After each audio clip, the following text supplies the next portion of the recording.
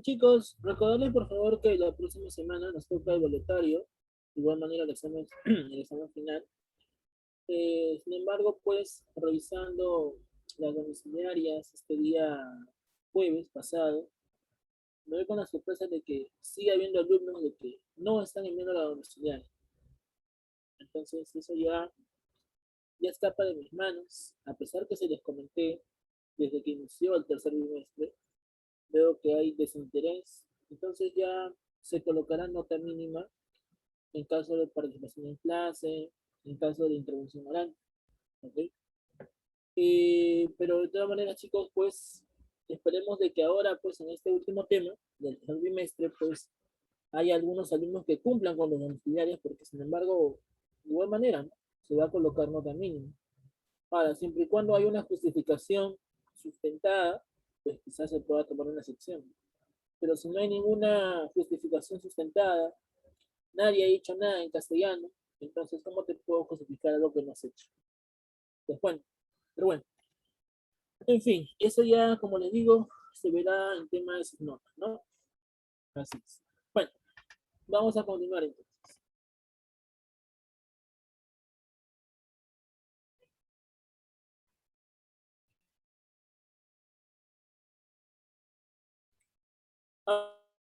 A ver, nosotros nos habíamos quedado en el tema de la administración del virreinato, ¿ok? ¿Qué es lo que habíamos propuesto? ¿Recuerdan? ¿Qué habíamos comentado? Por ejemplo, nosotros habíamos dicho pues de que el virreinato se estaría creando a partir de qué leyes. ¿Con qué leyes se crea el virreinato?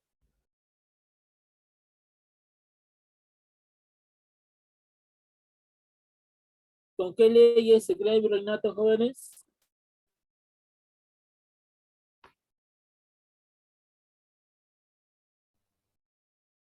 Bueno, a preguntar, ¿con qué leyes se crea el virreinato?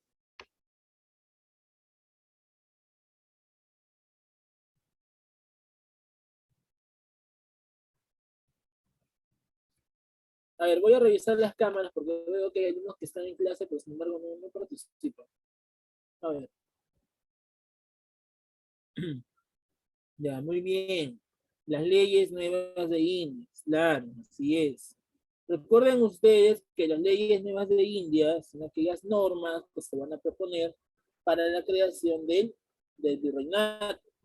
Ahora, otra cosa también es recordar de que durante este contexto del virreinato, pues, encontramos al máximo tribunal de justicia en la metrópoli española. ¿Cómo se llamó el máximo tribunal de justicia en la metrópoli española? ¿Cómo se llamó?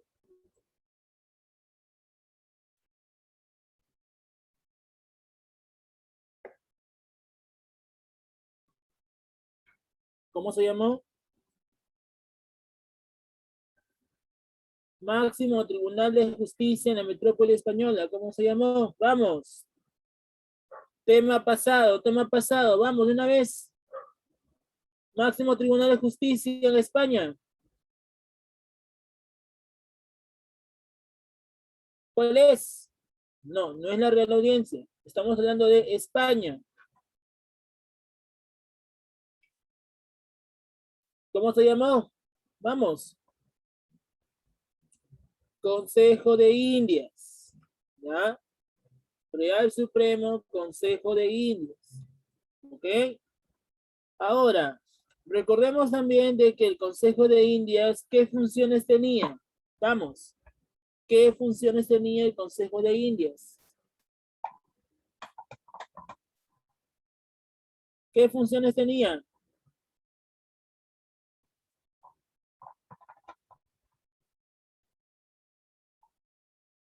Ya, muy bien. Ejemplo de funciones políticas, ¿cuál sería? Ejemplo de funciones políticas, ¿cuál sería?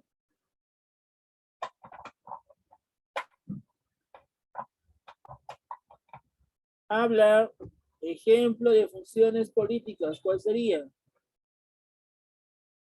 Nombramiento de funcionarios, ya, muy bien.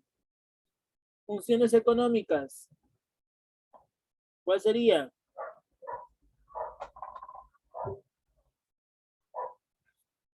Funciones económicas.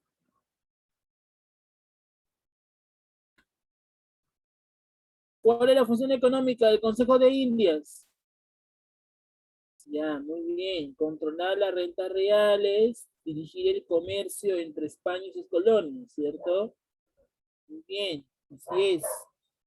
Ahora, recordemos que así como el Consejo de Indias era el Tribunal Máximo de Justicia en España, vemos pues que en el Perú, en el Virreinato del Perú, encontramos a un Tribunal de Justicia. ¿Cómo se llamó el Tribunal de Justicia en el Perú? Máximo Tribunal de Justicia en el Perú. ¿Cómo se llamó? La Real Audiencia, ¿cierto? Pregunta, ¿quiénes conformaban la Real Audiencia? ¿Quiénes conformaban la Real Audiencia?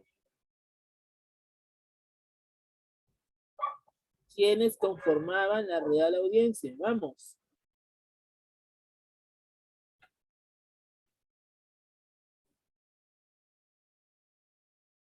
Recordar que la Real Audiencia lo conforman los oidores. Oidores. El virrey no tiene nada que hacer en la Real Audiencia.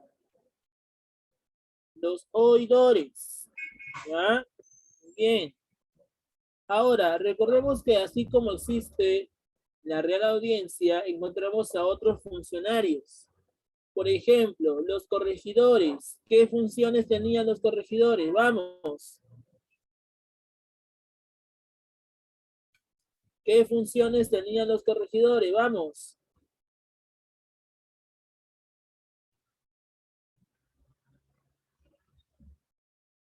Vuelvo a repetir. ¿Qué funciones tenían los corregidores? Administraban justicia. Ya, muy bien. ¿Qué más? ¿Qué más? ¿Qué más? Vamos. La otra semana es tu examen. Cobro de impuestos. Ya, ¿qué más?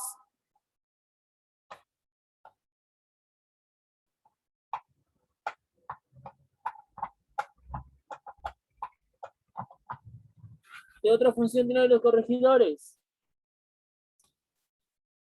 Ya, está bien, cobran impuestos, el tributo indígena. ¿Qué más? Administran justicia. ¿Qué más? ¿Defender a los indios? ¿El corregidor defiende a los indios? No, al contrario. El corregidor se encarga de sancionar al indio siempre y cuando no tribute, ¿cierto? Claro. Muy bien. Aparte del corregidor, también encontramos al cacique. ¿Quién era el cacique? ¿Quién era el cacique?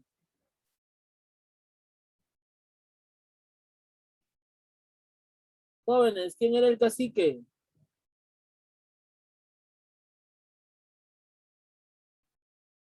¿Quiénes eran los caciques? Vamos.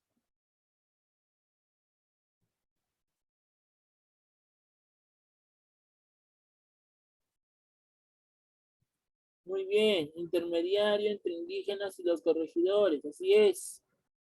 Él es el responsable de los indígenas, ¿verdad? Correcto, muy bien. Listo, después de los corregidores encontramos a los intendentes. ¿Qué fueron los intendentes? ¿Qué fueron los intendentes? Vamos.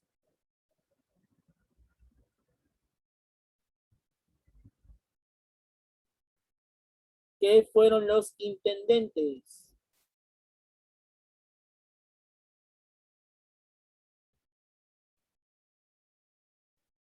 Ya, muy bien. Subdivisiones territoriales de las audiencias, ¿cierto? Son los van a ser los reemplazantes de los corregidores, ¿cierto? Estos intendentes se van a encargar pues de controlar a los indígenas, ya que los corregidores han fracasado en su misión, ¿cierto? Muy bien. ¿Cuántas intendencias se formaron en el Perú colonial? ¿Cuántas intendencias se formaron en el Perú colonial? Habla. Vuelvo a repetir. ¿Cuántas intendencias se formaron en el Perú colonial? ¿7? ¿Estás seguro? ¿Cuántas intendencias se formaron en el Perú colonial? Vamos. 8 intendencias. ¿Cuál fue la última intendencia? ¿No fue la intendencia del Cusco? Entonces, vamos a ver por aquí de que hubo 8 intendencias. ¿Ya? Ok. Ahora, recordemos también que encontramos a los cabildos. ¿Qué cosa eran los cabildos? Este es un resultado de Vamos. la búsqueda. ¿Qué cosa eran los cabildos? Vamos.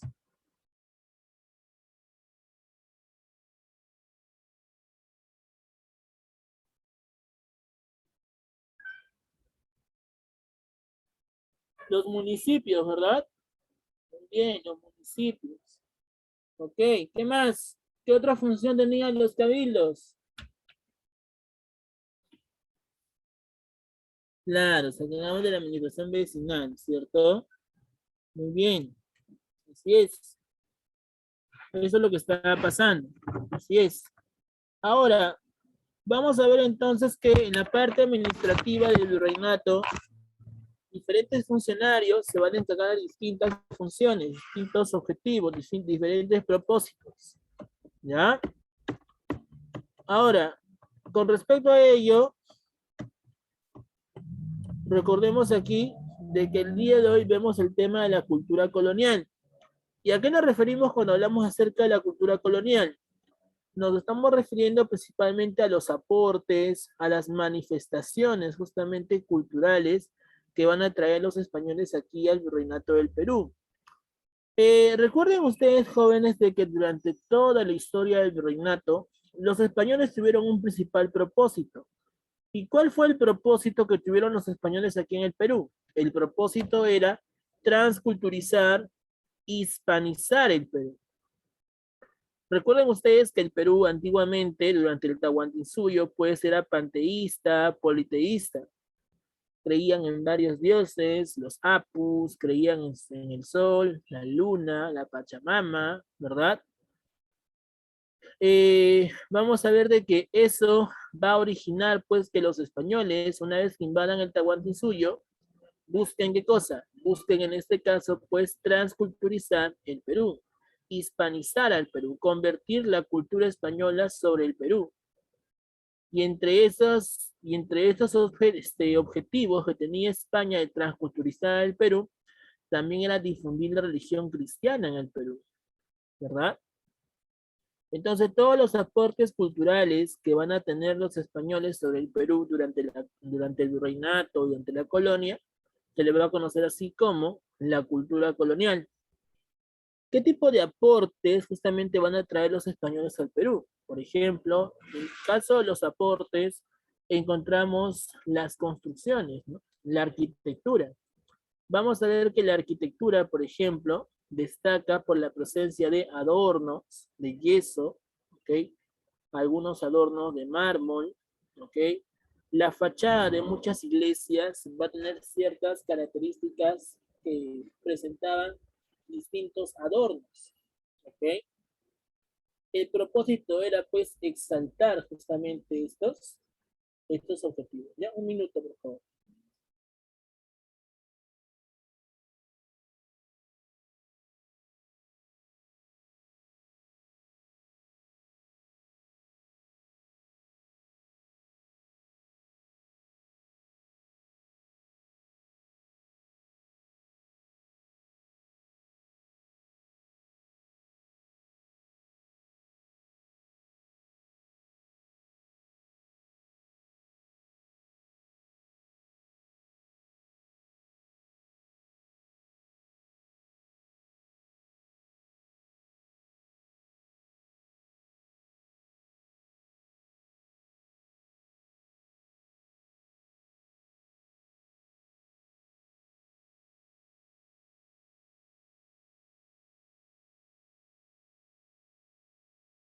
Bien, chicos, entonces, eso es lo que estábamos planteando, ¿cierto?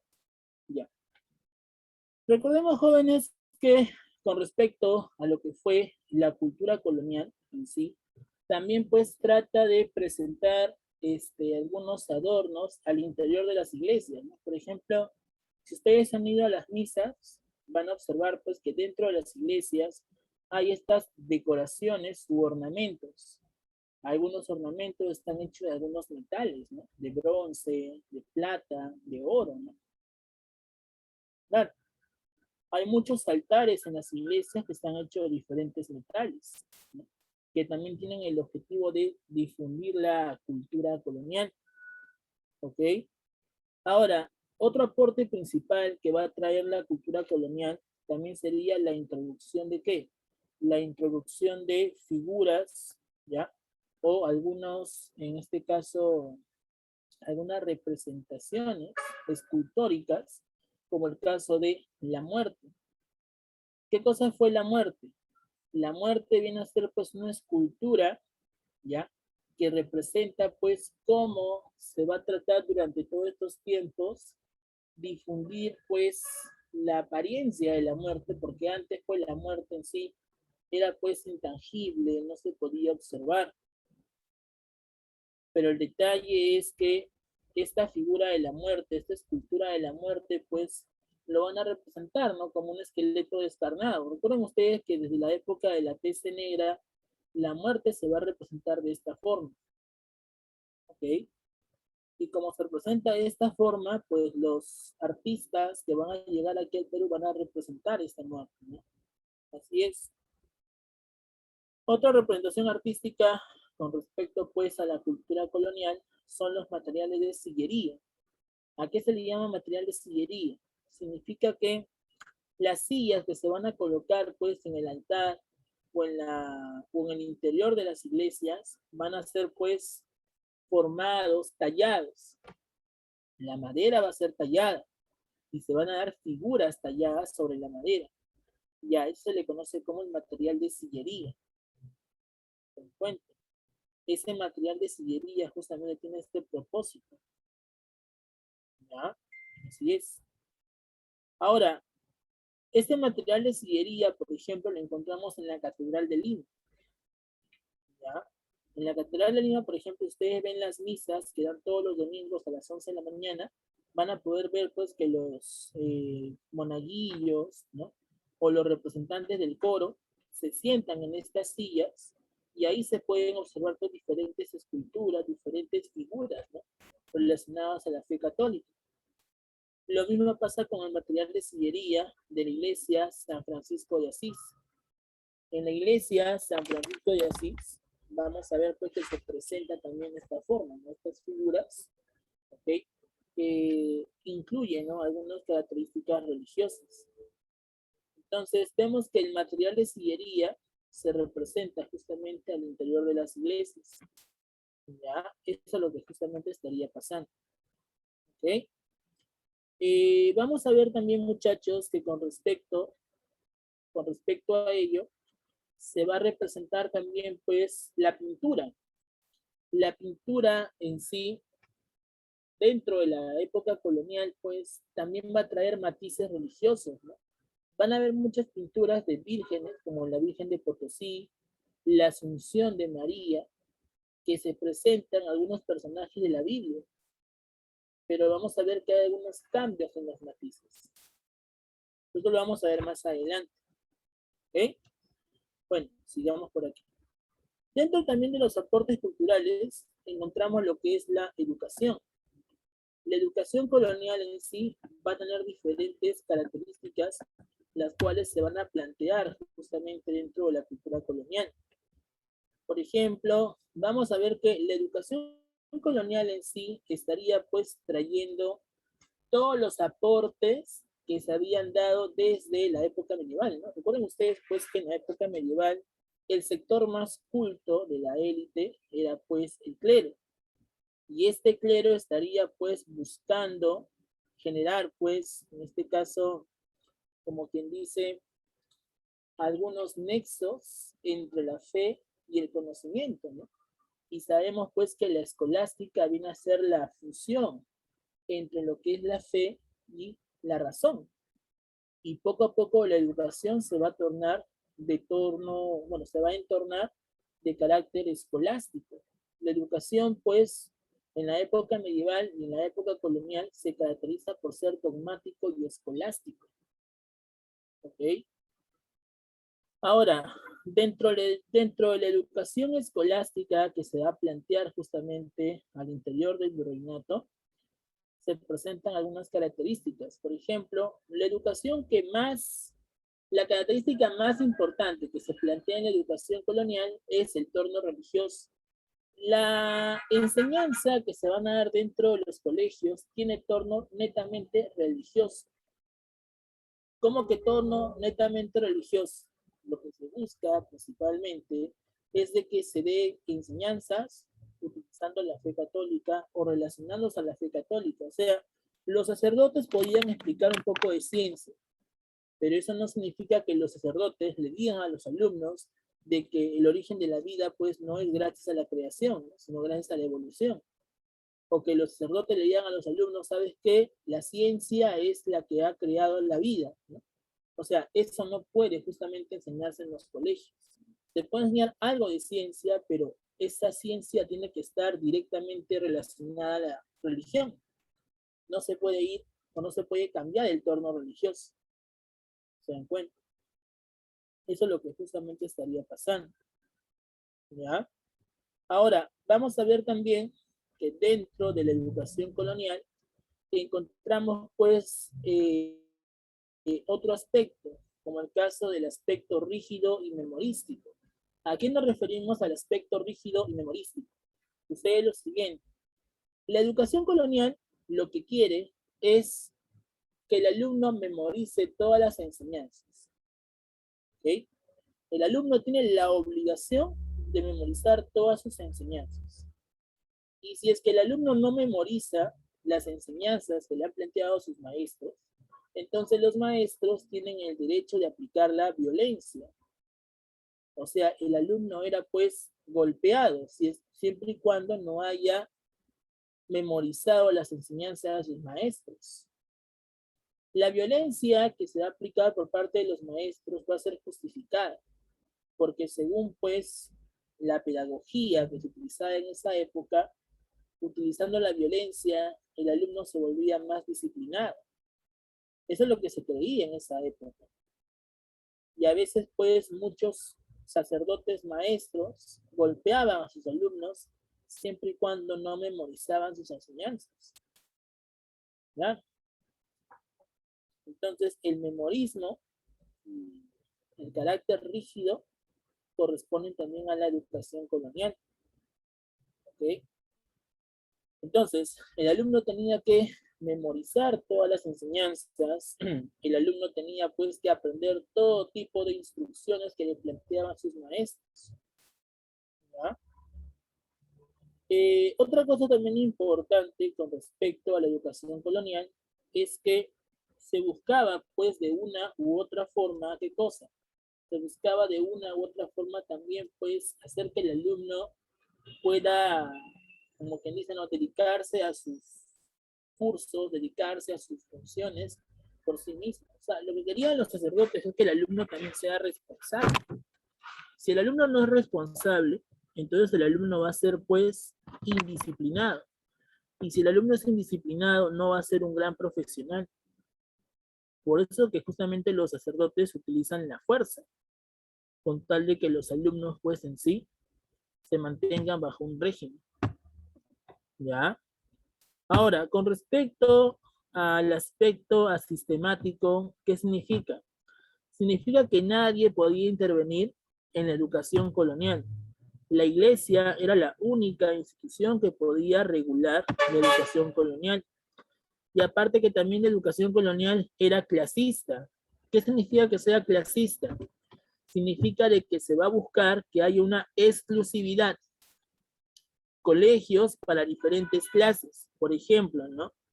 Los colegios mayores principalmente buscaban brindar enseñanzas a todos aquellos, ¿ya? A todos aquellos que van a, pues, como quien dice, van a aprender cursos superiores, como el caso de las universidades.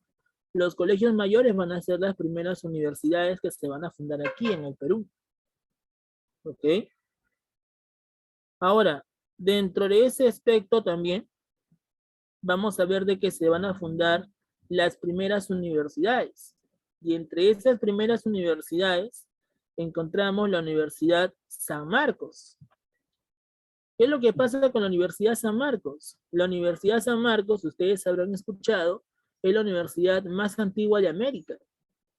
Esta universidad fue fundada un 12 de mayo de 1551 por la Orden de los Dominicos. ¿Quiénes fueron los dominicos?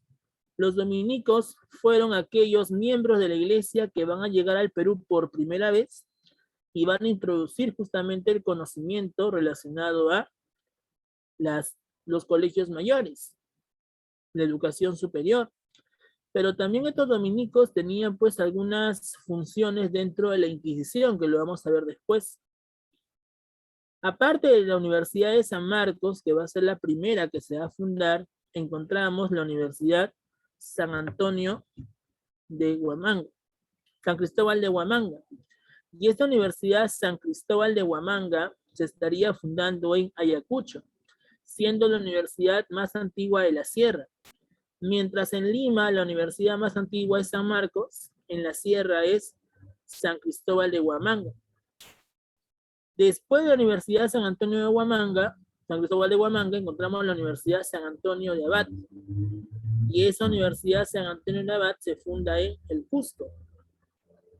Entonces vemos que estas órdenes religiosas que van a difundir pues los conocimientos en sí, van a plantear ¿qué cosa? Van a plantear pues de que se vean las enseñanzas de forma adecuada.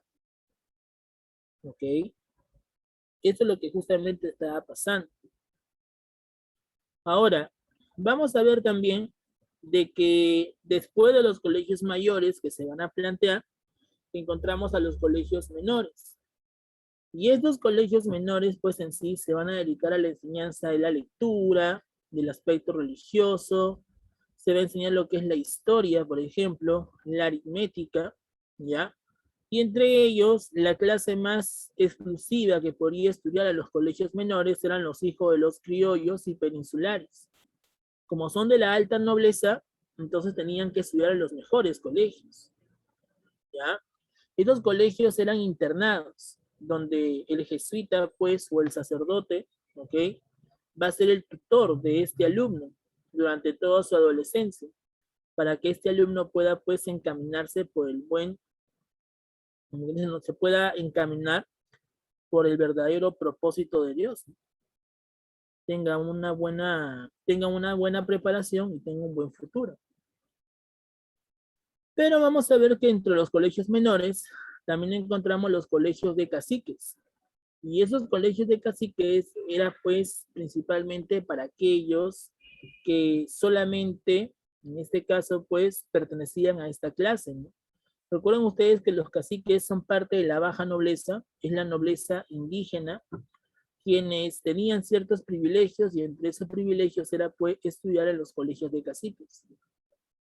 Esos colegios de caciques pues también eran instruidos por los jesuitas y hubo dos colegios de caciques importantes que se van a fundar, siendo el colegio El Príncipe en Lima y el colegio Francisco de Borja en el Cusco. ¿Ok? El colegio El Príncipe en Lima y el colegio Francisco de Borja van a ser los colegios de cacique más importantes, sobre todo el colegio Francisco de Borja. ¿Por qué razón?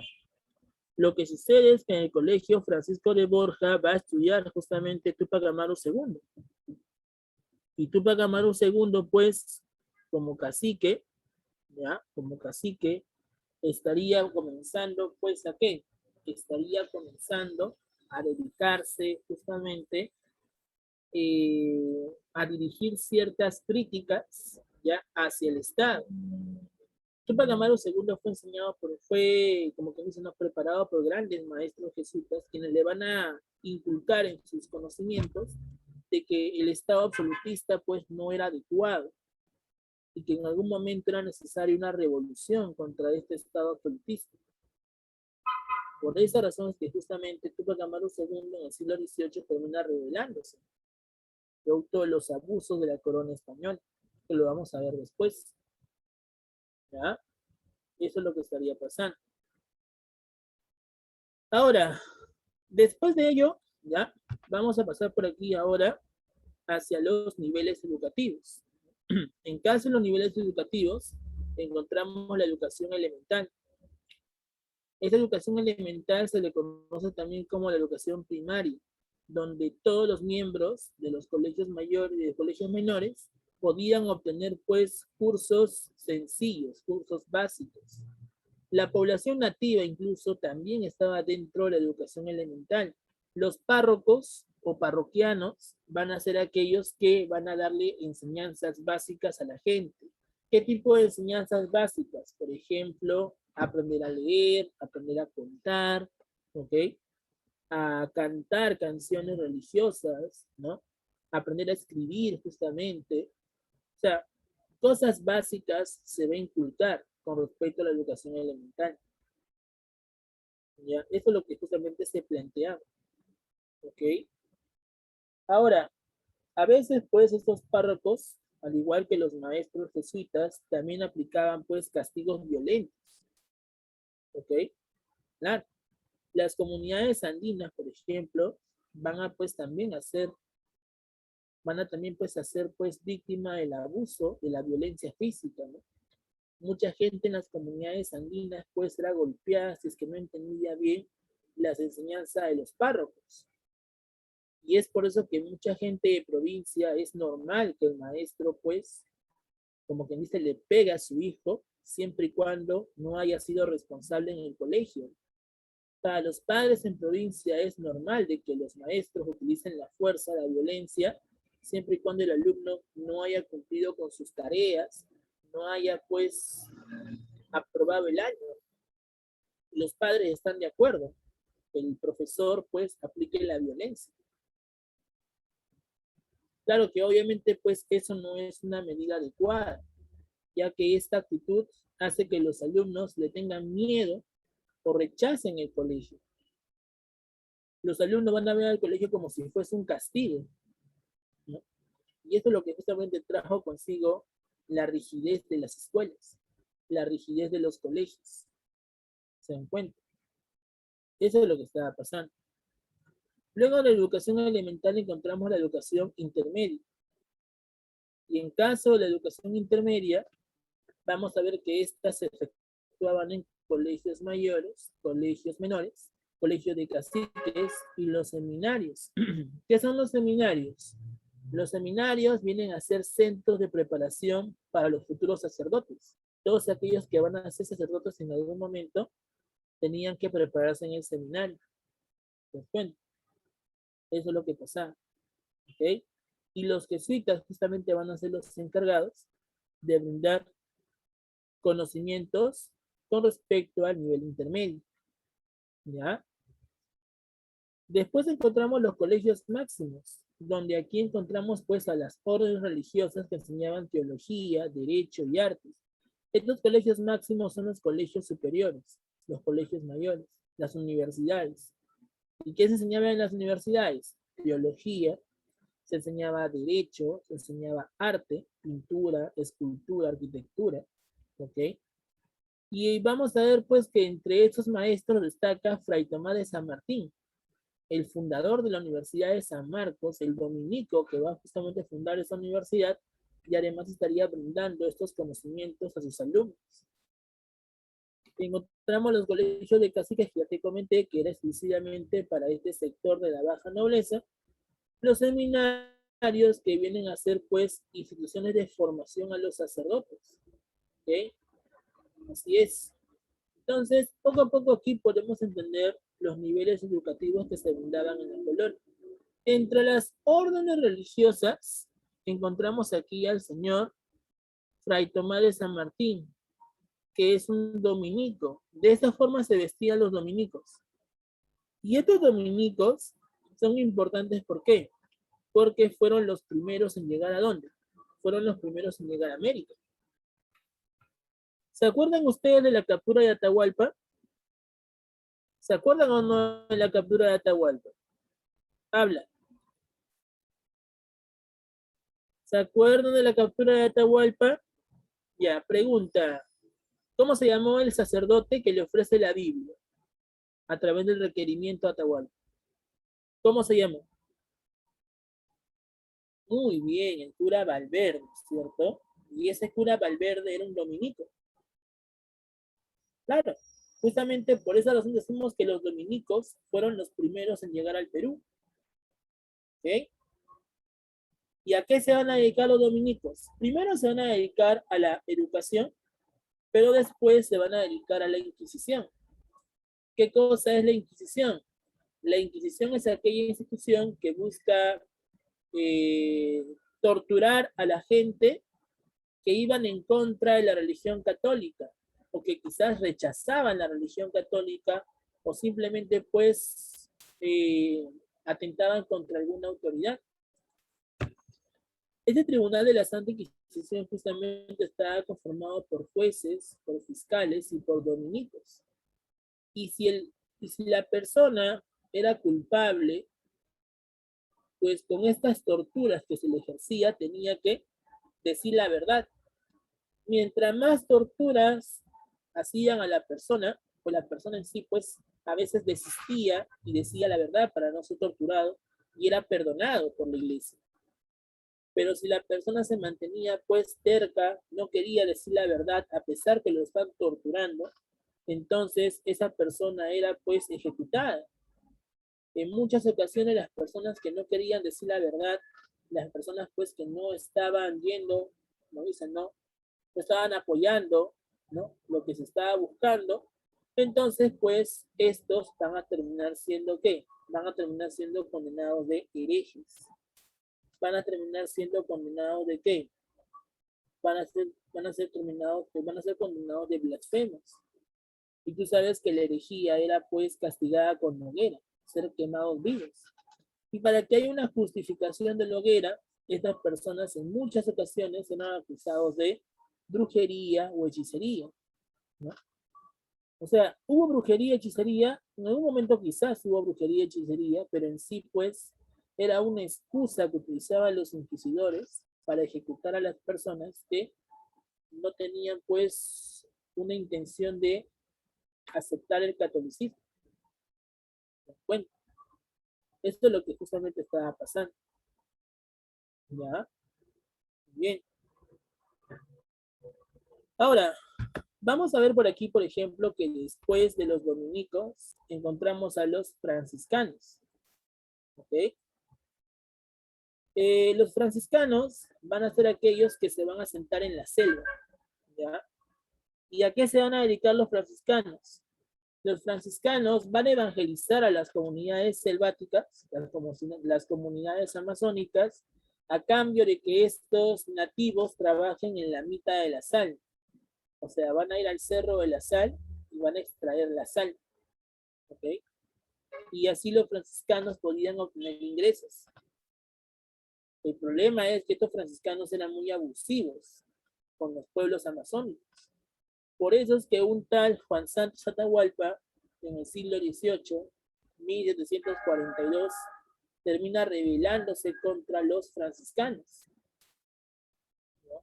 Así es, por tanto abuso que habían sufrido las comunidades amazónicas. ¿Ya? Los mercenarios también era otro grupo religioso, solo que estos mercenarios en sí pues acumulaban bienes inmateriales. ¿Ok? Y esos bienes inmateriales que acumulaban estos mercenarios, ¿ya? ¿En qué van a consistir? Van a consistir justamente en lo siguiente, ¿no? Cobraban impuestos, diezmos, ¿ok? ¿Ya? Pero el detalle va a ser también de que estos mercenarios tenían pues el objetivo de presentar o como que dicen, ¿no? Eh, declarar sus ingresos, sus impuestos. Y en esta declaración de sus impuestos e ingresos se observaba pues que algunos mercenarios pues en sí estaban obteniendo más ingresos que antes. Por eso que van a ser llamados mercenarios. Todo lo que hacían lo hacían a costa del dinero. ¿Ok? Los agustinos, por ejemplo, será otra orden religiosa que se va a dedicar a qué? Se va a dedicar justamente a habitar diferentes haciendas. Estos agustinos van a comprar diferentes haciendas. Bueno, van a obtener, no comprarlas porque realmente recuerda pues que la corona repartía diferentes territorios, diferentes propiedades. Y cuando los agustinos habitan el cercado de Lima, justamente compran una gran hacienda del cercado de Lima. Y esa gran hacienda que compran los agustinos, curiosamente, es el distrito del Agustino. ¿Nunca se han preguntado por qué se llama así el distrito, el Agustino? Se llama el distrito del Agustino porque fue una hacienda que fue pues propiedad de este grupo de los agustinos. Y por esa razón es que estos agustinos pues en sí van a tener ciertos privilegios, porque toda esa hacienda le pertenecía a ellos. Y los jesuitas, que también será otra orden religiosa, conocida también como la Compañía de Jesús, estaría llegando pues al Perú, más o menos a partir de el año 1550 aproximadamente, en 1568 también, traídos por el propio virrey Francisco de Toledo, con el propósito de ¿qué? Con el propósito de también dedicarse a la educación. Los jesuitas, aparte de ser educadores, los jesuitas también pues van a ser hacendados en la costa, ¿ya? Y estos jesuitas en sí van a destacar mucho. ¿Por qué? Porque van a ser protegidos por el Papa, ¿ok? El Papa, en este caso, va a ser la autoridad quien va a proteger bastante a los jesuitas, con el propósito de ¿qué? Con el propósito de que estos jesuitas puedan dedicarse a difundir la educación a través de la escolástica, ¿ya?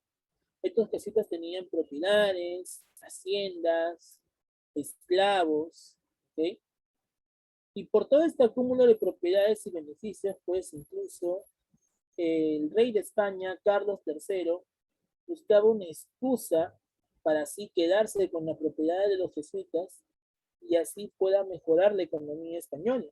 Porque en el siglo XVIII, pues la economía española estaba en crisis.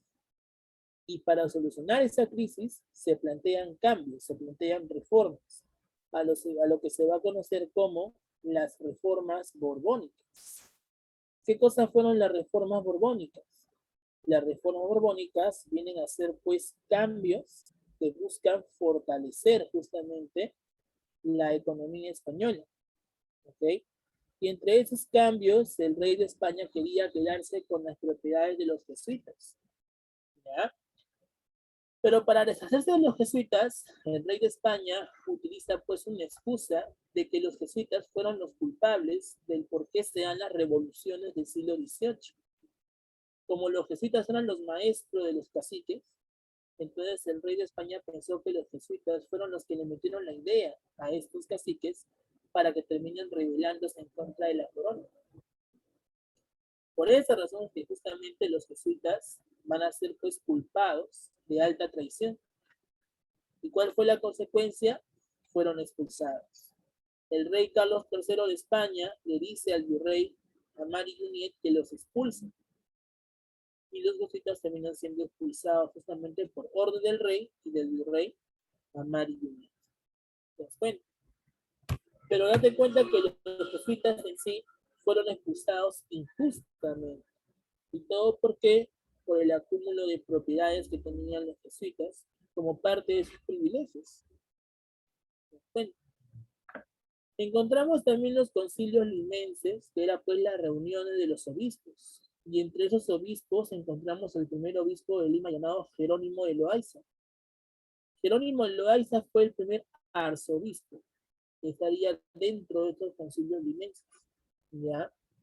Ahora, el objetivo de estos obispos era pues discutir algunas situaciones de problemas doctrinarios como la reforma protestante, estrategias de evangelización, cómo manejar justamente la relación entre la iglesia y el poder civil, ¿ok? Y además también frente a los concilios limenses encontramos el Tribunal de la Santa Inquisición. Recuerda que ese Tribunal de la Santa Inquisición era llamado Tribunal del Santo Oficio, que fue traído por el virrey Francisco de Toledo, con el propósito pues de extirpar las idolatrías y también pues finalizar con la resistencia en Lima. Bueno, eso es lo que justamente estaba sucediendo. ¿Ya? Ahora, vamos a ver que el Tribunal de la Santa Inquisición también a qué se va a dedicar. vamos a ver que ese tribunal de la Santa Inquisición, pues en sí, supuestamente va a perseguir y castigar a todos aquellos que cometan brujería, hechicería, herejía, bigamia, o sea, que tengan un matrimonio, o sea, que tengan un matrimonio adicional, que tengan un montón de mujeres o un montón de esposos, ¿ok? Un montón de hombres, ¿sí? ¿Ya? Utilizaba los castigos físicos con tal de que la gente pues pudiera pues rendirse y aquellos que no eran acusados de herejía y eran pues condenados a la hoguera. Dentro del Tribunal de la Santa Inquisición encontramos pues a el famoso Dominico, que es miembro del Tribunal de la Santa Inquisición. Encontramos a dos jueces que van a ser los que van a aplicar la sentencia y finalmente a un fiscal, el que va pues a acusar al condenado. Y es así como se formaba ese tribunal de la Santa Inquisición. ¿Okay? Bien, ya para ir finalizando, vemos aquí otros aportes culturales. Por ejemplo, dentro de esos aportes culturales encontramos lo que fue la escultura. La escultura en sí va a ser pues una muestra del arte que van a traer los españoles aquí a América. Y entre esas muestras del arte encontramos a Baltasar Gavilán y Pedro Noguera. Baltasar Gavilán va a ser el limeño mestizo que va a esculpir esta escultura llamada La Muerte. Y Pedro Noguera fue aquel que esculpe los materiales de sillería. Esas sillas de madera que tenían gráficos, ese es el material de sillería que justamente logra crear Pedro Noguera. ¿Ya? Aparte de la escultura, encontramos lo que es la arquitectura. La arquitectura, ¿con qué tiene que ver? Tiene que ver con las construcciones. ¿Qué principalmente se va a construir? Las iglesias, ¿no? Recuerden ustedes pues que el objetivo de la Iglesia Católica era destruir todo tipo de huacas, ¿ok? Todo tipo de centros paganos y sobre la ceniza de esas huacas construir iglesias, ¿ya? Pero con esas construcciones que van a hacer algunos artistas van a representar pues algunos tonos del arte. Por ejemplo, encontramos al tono clásico, ¿ok? O al tono tradicional, conocido como el tono plateresco. ¿Qué cosa fue el tono plateresco? Fue el tono tradicional que se va a colocar en la fachada de las iglesias. Por ejemplo, aquí tenemos la Catedral del Cusco, que tiene un tono netamente plateresco clásico. Si te das cuenta, no tiene tantos arreglos, no tiene tantos detalles, solamente es clásico. ¿Ya? Después encontramos el estilo barroco, utilizando líneas curvas, como el caso de el Palacio Torre. Lo curioso de este Palacio Torre es estos balcones, ya que sobre estos balcones hay pues diferentes líneas curvas. Y a ese estilo, donde se va a colocar líneas curvas sobre los balcones, se conoce como el estilo barroco. ¿Ya? Ese Palacio Torretal es la Cancillería del Perú. Ahí se encuentra justamente el canciller, se encuentra el ministro de Relaciones Exteriores. ¿Ya? Así es. Después encontramos el torno churrigueresco. ¿Qué significa churrigueresco? Significa de demasiados ornamentos, de demasiada decoración, como el Templo de la Merced, ¿no? Yo te había comentado acerca del Templo de la Merced, donde tenía varias estatuas, ¿cierto? Espérate un ratito.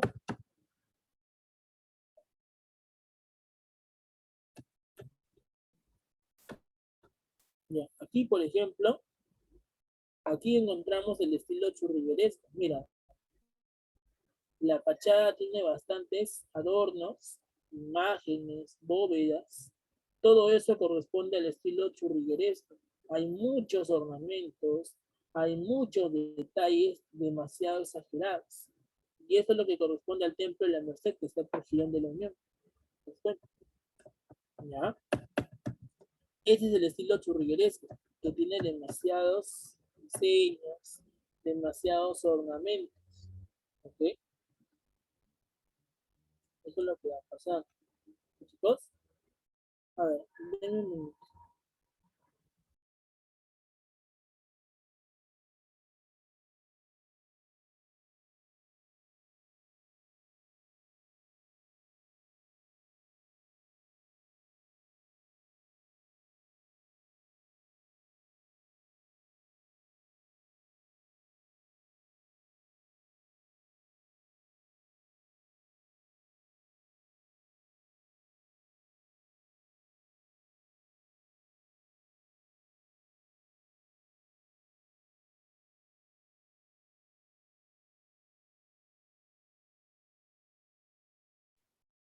Ya, bueno, como le decía entonces, chicos, el estilo churrigueresco, ¿ya? Va a ser el estilo más recargado, ¿ya? Y después del estilo churrigueresco, encontramos el estilo rococó. Este estilo rococó o estilo francés en sí se va a encontrar, pues, por ejemplo, en el Templo de las Nazarenas, ¿no? Vemos algunas bóvedas, algunos arcos, algunas formas semicirculares que se encuentran en el Templo de las Nazarenas. Ese es el estilo rococó o el estilo francés, ¿no? Por ejemplo, ornamentación moderna, esbelta, líneas ondulantes. Eso es parte del estilo rococó francés. Y el estilo neoclásico está inspirado en los modelos grecorromanos, ¿no? Por ejemplo, ¿ustedes han ido a la Catedral de Lima o han visto alguna vez la Catedral de Lima? La Catedral de Lima, por ejemplo, tiene columnas griegas y también tiene algunos arcos romanos. Esa mezcla de columnas y arcos se le conoce como el estilo neoclásico grecorromano. Un ejemplo del estilo neoclásico grecorromano lo encontramos en la Catedral de Lima. ¿Ya? Eso es lo que justamente se va a plantear. ¿Ya, chicos? Muy bien. Después de la arquitectura encontramos la pintura. En caso de la pintura, pues vamos a ver de que esta pintura tuvo dos escuelas, la escuela limeña y la escuela pisqueña. En caso de la escuela limeña, encontramos pues la imagen de la Virgen María, conocido como la Asunción de María. Por ejemplo, en esta Asunción de María, podemos ver cómo la Virgen pues está siendo coronada por Jesucristo y Dios. ¿Ya? Aquí vemos cómo la Virgen está siendo coronada por Jesucristo y Dios. Y a eso se le conoce como la Asunción. Si te das cuenta en esta pintura, todo está netamente cargado de colores. No hay ningún espacio en blanco. Todo está lleno de colores. ¿Ya? Entonces, no hay ningún espacio en blanco y todo está lleno de colores. A ese estilo de la pintura, ¿cómo se le conoce? La pintura barroca. Recuerden ustedes que la pintura barroca busca completar todos los espacios en blanco, ¿ok? Dejar todo el contexto netamente ornamentado, lleno de colores, ¿ya? Como la imagen de la Asunción de María. Después de esto, encontramos la Virgen de Potosí. Esta Virgen de Potosí, si te das cuenta, es igualito que la Asunción de María, solo que hay un detalle, ¿no? ¿Cuáles son los detalles que diferencian la primera imagen de la segunda imagen? ¿Cuáles son?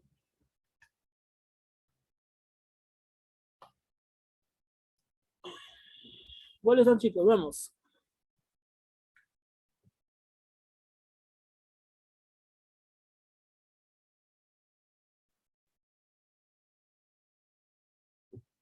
¿Cuáles son los detalles?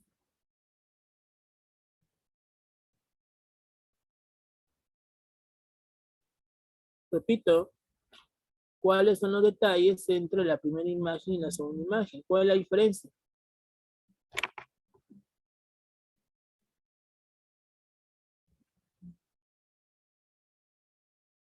Miren la imagen, chicos. ¿Cuál es la diferencia?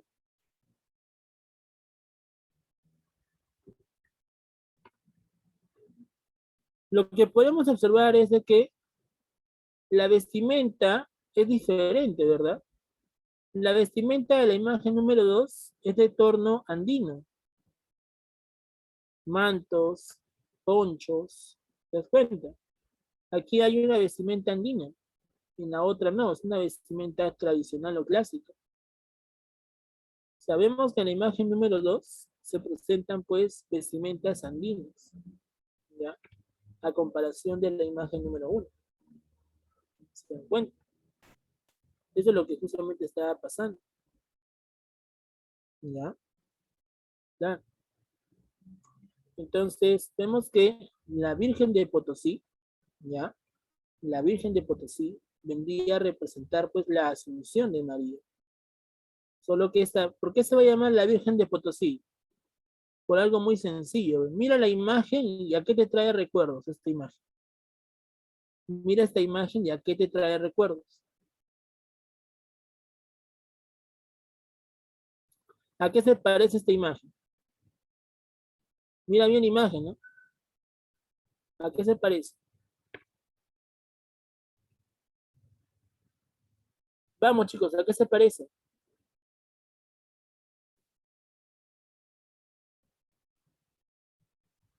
¿Aló? ¿A qué se parece?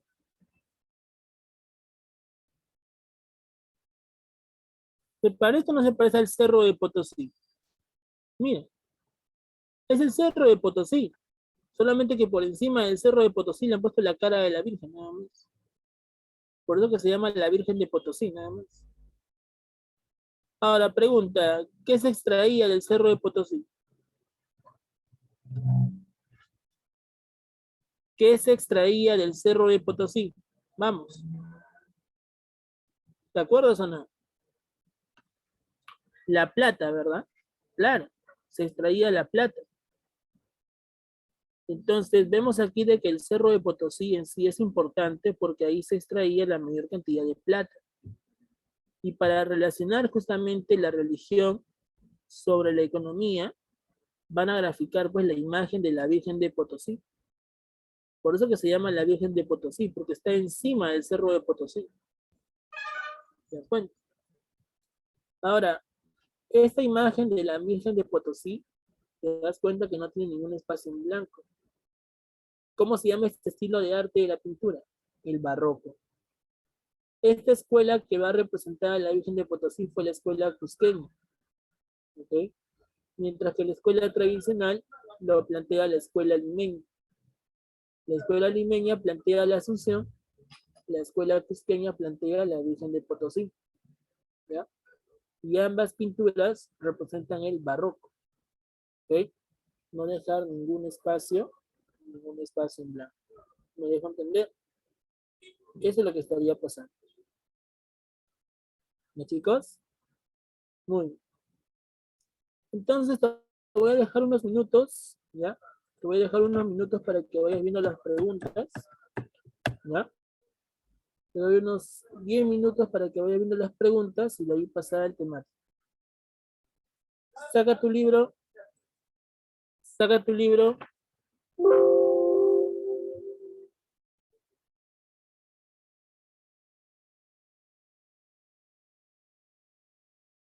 Vamos a ver.